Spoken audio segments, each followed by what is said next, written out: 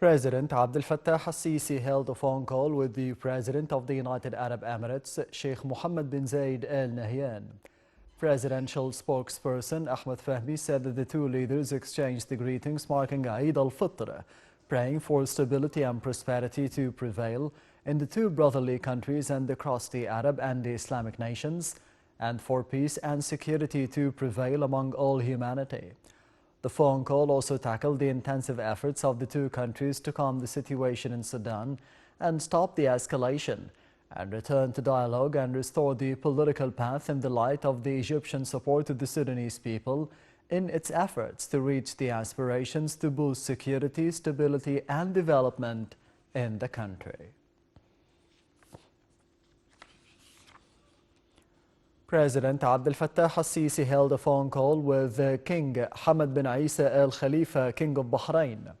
Presidential spokesman Ahmed Fahmy said that President al-Sisi congratulated King Hamad on the occasion of Eid al-Fitr, wishing the Kingdom of Bahrain and the Arab and the Islamic nations all stability and prosperity.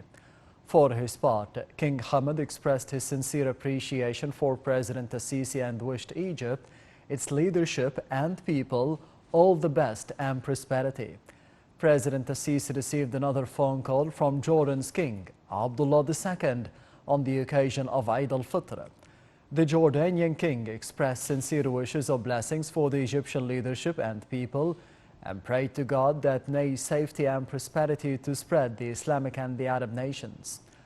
President al-Sisi expressed his appreciation for the greetings of King Abdullah, wishing the Jordanian people all success, prosperity and progress. Meanwhile, the head of state received two phone calls from the Algerian counterpart and the head of the Yemeni Presidential Council, congratulating His Excellency on the holy occasion. The President wished their countries and people sincere blessings, safety and prosperity. The National Media Authority head Hussein Zain offered greetings to President Abdel Fattah al-Sisi marking Eid al-Fitr. He also extended Eid greetings to Prime Minister Mustafa Madbouri and the cabinet, calling upon Almighty Allah to preserve the nation. Tonight, Dar al-Ifta cited the crescent of the Hijri month of Shawwal that marked the end of Ramadan and the beginning of Eid al-Fitr on Friday. President Abdel Fattah al-Sisi stressed Egypt's keenness to achieve the commitments of the climate change recent summit. This came during President al-Sisi's participation through the video conference in the summit of the Big Economies Forum on climate change. The president reiterated the country's commitment as the head of the current round of the climate change summit and as an active state in the climate change negotiations. The head of state thanked the U.S. President Joe Biden for his invitation to take part in this summit.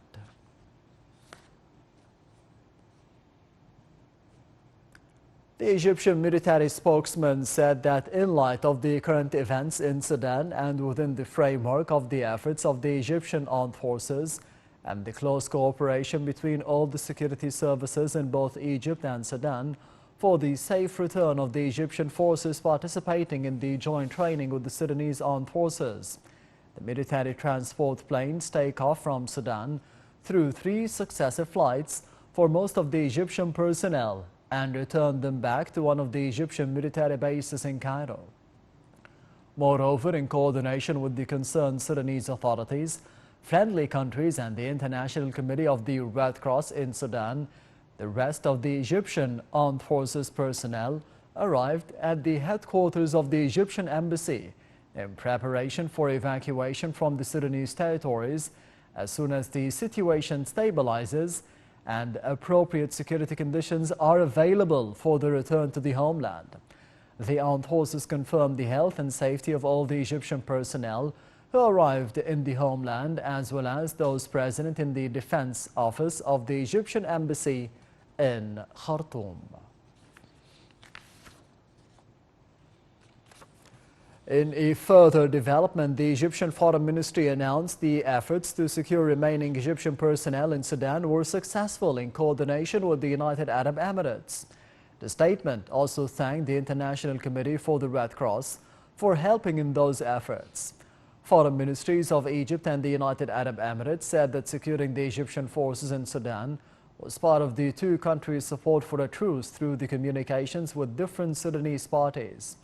Both countries asserted the need for a return to dialogue with the aim of achieving security and stability in Sudan, voicing commitment for further efforts to secure a halt in fighting and to protect the civilians and their properties. Within the framework of Egypt's keenness on following up the current situation in Sudan, the Egyptian embassy in Khartoum said it is keen on contacting the Egyptian community and students and providing them with the needed instructions and advice to assure their safety and security. The embassy allocated phone numbers for the Egyptians living in Sudan to get in contact with it in any time amid the ongoing crisis. It stressed the significance of taking the utmost level of caution till the situation is settled.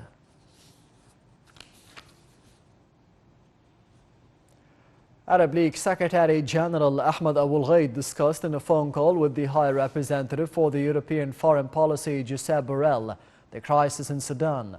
Both sides agreed on the importance of making a joint effort to demand a sustainable and effective ceasefire.